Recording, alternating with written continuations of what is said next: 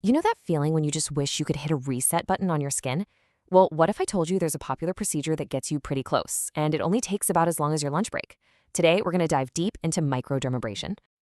Seriously, who hasn't looked in the mirror and just wished for a total do-over? It's that exact feeling that gets so many of us looking into treatments just like this one. All right, so what exactly can it do for you? Well, it's designed to tackle a whole range of really common stuff. We're talking about those fine lines and wrinkles, any sun damage you might have, even things like acne and acne scars. It also goes after enlarged pores, blackheads, and just that general uneven skin tone that can leave your complexion looking kind of dull.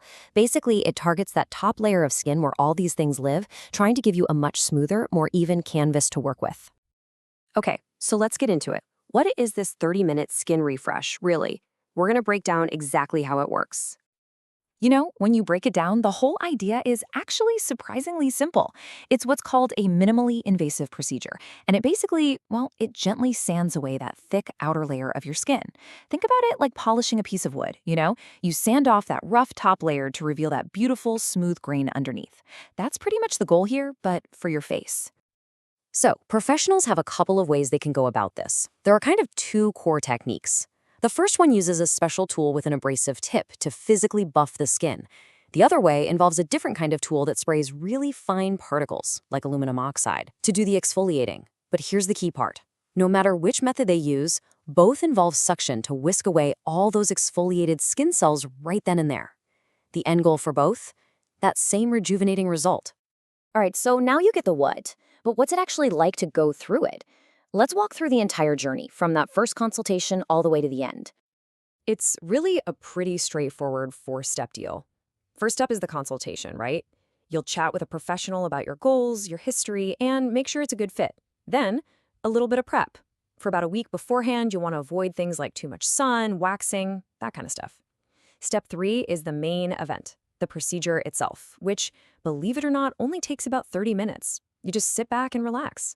And finally, the last step, which is super important, is they'll apply a good moisturizer and sunscreen to protect that fresh, new skin.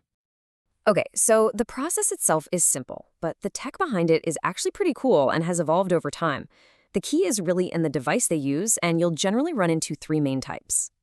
First up, we've got the diamond tip handpiece.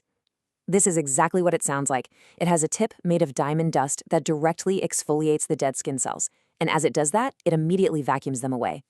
What's really great about this one is its precision, which makes it perfect for those more sensitive spots, like the delicate skin right around your eyes. Next, there's crystal microdermabrasion. So instead of that abrasive tip, this method uses a handpiece that sprays a stream of super fine crystals. We're talking aluminum oxide or something similar, to rub away that outer layer of skin. And just like the diamond tip, it also has a suction feature that cleans up all the used crystals and dead skin cells right away. And the third one is the newest kid on the block, Hydradermabrasion. This one is a real game changer. It's a crystal-free method that does two things at once. It exfoliates your skin while, at the same time, infusing it with skin-loving products. People say this combo helps stimulate collagen production and gets the blood flowing. So you're not just exfoliating, you're also nourishing the skin in the same step. Pretty cool, right? Okay, the 30 minutes are up. You're done. So now what? Let's get into the aftercare and the results and what you should expect once you walk out the door. The really good news here is that any side effects are usually pretty mild and, most importantly, temporary. You might feel a little tenderness, maybe some swelling or redness, kind of like a slight sunburn. You might even see a little bruising from the section, but for most people, all of that stuff calms down within just a few hours. And here's one of the biggest draws for this procedure. There's pretty much zero downtime. You can literally get up and go right back to your daily routine. But, and this is so important, just because you can doesn't mean you should forget about aftercare. What you do in the hours and days that follow is absolutely crucial. So here's your post-treatment checklist. It's simple. First, keep your skin hydrated. Drink lots of water, use a good moisturizer. Second, be gentle with your skincare products. Nothing harsh. Also, you'll want to avoid any topical acne meds for at least a day or two. And finally, the biggest rule of all, the non-negotiable one, protect your skin with sunscreen. Your skin is going to be way more sensitive to the sun, so this part is a must. Okay, I know this all sounds pretty great, but the big question is it right for you? For your skin? For your budget? let's get into the practical stuff. All right, let's talk money. How much is this going to set you back? Well, according to data from back in 2020, the national average cost was right around $167. Now, of course, keep in mind that's just an average. The price is definitely going to vary depending on where you are and who you go to.